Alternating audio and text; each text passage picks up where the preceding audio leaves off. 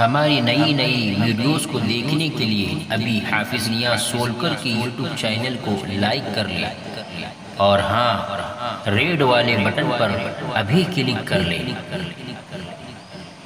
और वीडियो के नीचे जो घंटी का बटन है उसको क्लिक करना ना भूलें। बैठो। ये बहन कौन है? मेरी मेहमान बहन है, मुंबई से आई है और दीन के बारे में बहुत अच्छी मालूमात रखती है। अरे आपाजान, मैंने तो बातों में खैरियत पूछने ही भूल गई। खैरियत से है ना? कहाँ की खैरियत, जी रही हूँ जैसे तैसे। कब वक्त पूरा होता और कब इस दुनिया से जाना होता। अरे आपाजान, अल्लाह ने आपको क्या कम कर रखा है? शादो आबाद घर दिया है, बेटे की भी अच्छी नौकरी है और चांद जैसी खिदमत गुजार बहू है। और क्या चाहिए आपको? खामोश रहो, मेरा मुंह ना खुलवाओ।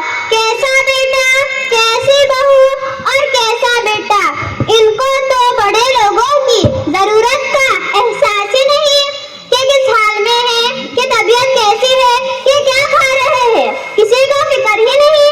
बस हमको अपने लिए बोझ समझते हैं और सोचते हैं कि जल्दी से कैसे इनसे छुटकारा मिले।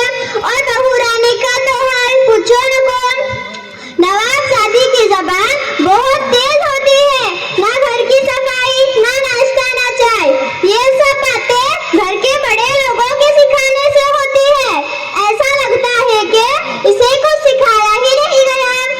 और क्या बताऊं बदरून बहन, जब अपने मायके का कोई घर आ जाता तो उनकी देखभाल में बिजी रहती और जब हमारा कोई आता तो ना देने के लिए हाथ बढ़ते, ना पकाने के लिए पाँव बढ़ते। नाटक शुरू हो जाता, कभी सर में दर्द, कभी पेट में दर्द, कभी इधर दर्द, कभी वहाँ दर्द, तबीयत ठीक नहीं है। और खाने का तो हाल पूछो को, चाय बनाएगी तो अमावस की काली रात और दाल बनाएगी तो तालाब का उजला पानी और चावल बनाएगी तो पेट में दर्द शुरू हो जाता और हर 2 दिन के बाद मायका याद आ जाता। फिर माँ के पल्लू से इस तरह बन जाती कि आने का नाम ही नहीं लेती। अरे आपाजान, आपकी बहू इतना सब करती है, आप कुछ बोलती क्यों नहीं? देखो बदरून बहन, मैं बोलते बोलते तंग आ चुकी हूँ। अब कुछ बोलना मुश्किल हो गया है। अब कुछ बोले तो हमारे बेटे के पेशानी पर बल पड़ना शुरू हो जाते हैं, इसलिए खून के घोंट पीकर खामोश रहना पड़ता है।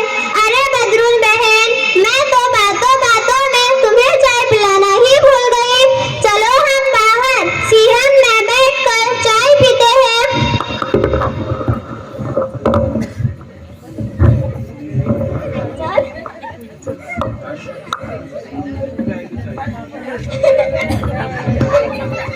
ये थी सास और सास की पड़ोसन।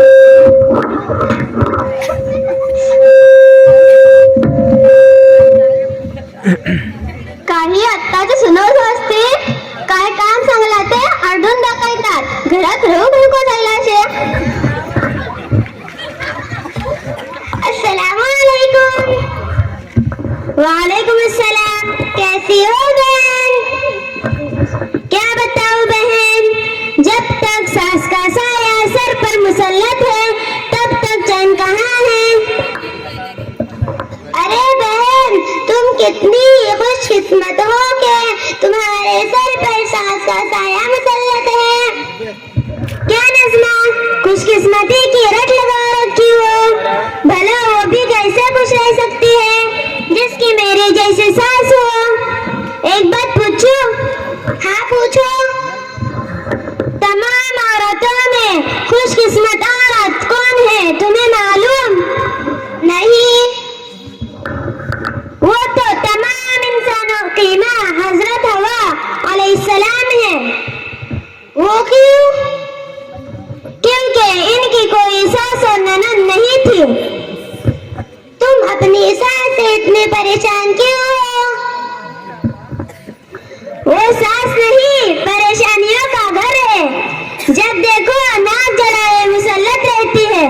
मैं खाना खाऊं तो परेशानी, मैं उठूं तो परेशानी, मैं सोऊं तो परेशानी, और कुछ बोलूं तो गुस्से में मगरूर, और कुछ ना बोलूं तो नुक्ता चीनी, हिम्मत अफजाई के बोल बोल कर भी ना सुनो।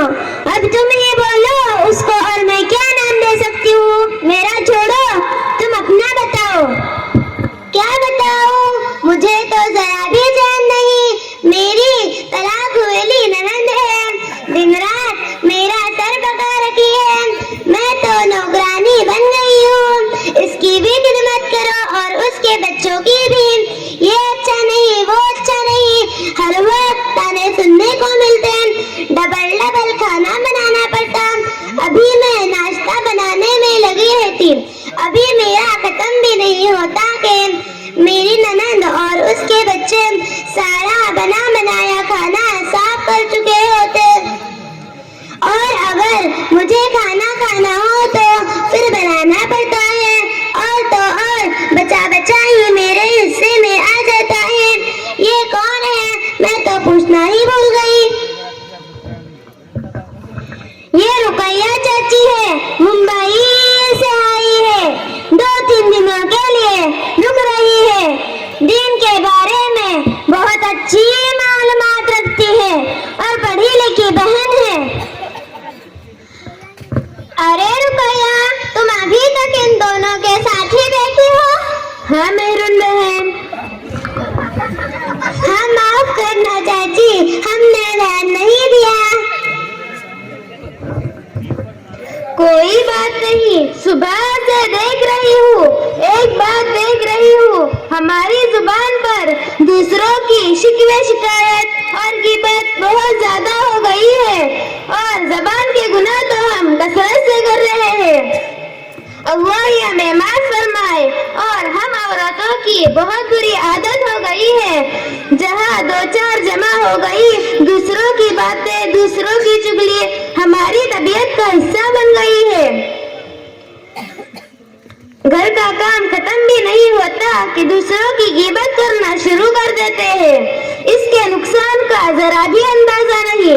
सुबह मेहरून भी आपा और उनकी पड़ोसी की बातों पर मैंने गौर किया, और अब तुम लोगों की बातों पर भी गौर कर रही थी।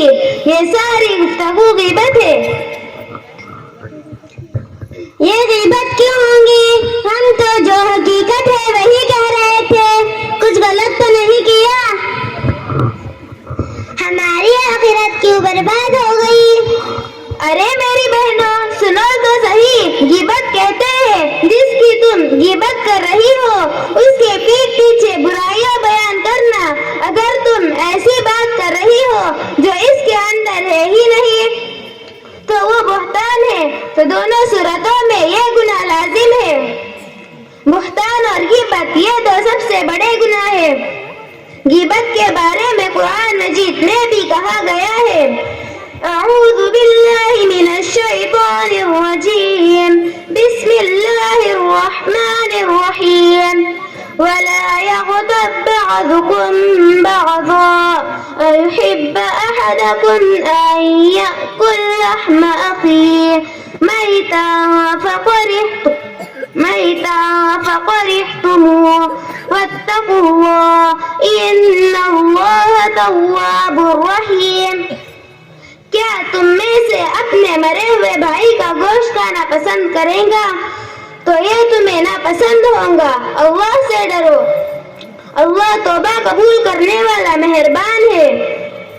रसूलुल्लाह सल्लल्लाहु अलैहि वसल्लम ने फरमाया, लोगों को नाक के बल या मुंह के बल जबान के बातें ही गिराएंगी। ये गुनाह देखने में मामूली नजर आता है, लेकिन इसमें लज्जत बहुत है।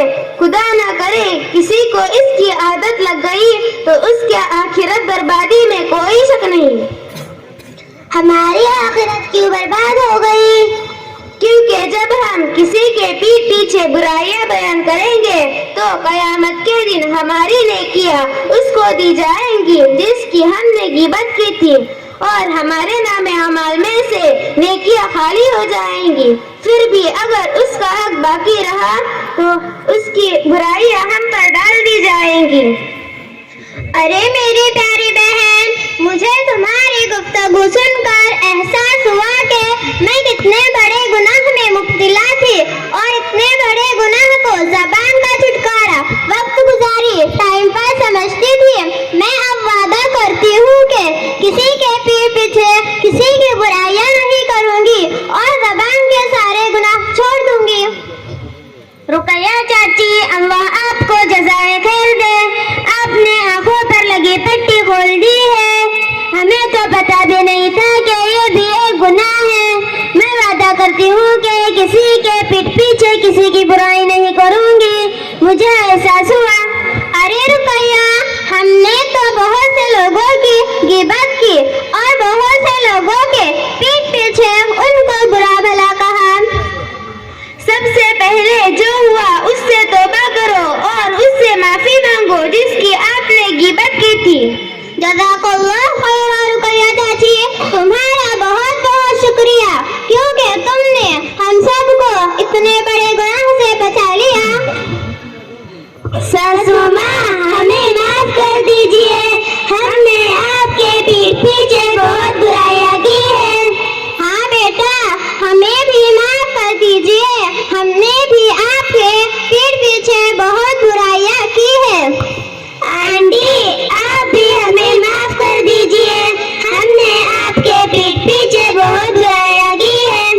हाँ बेटा, आप भी हमें माफ कर दीजिए, हमने भी आपके पीठ पीछे बहुत बुराइयां की है।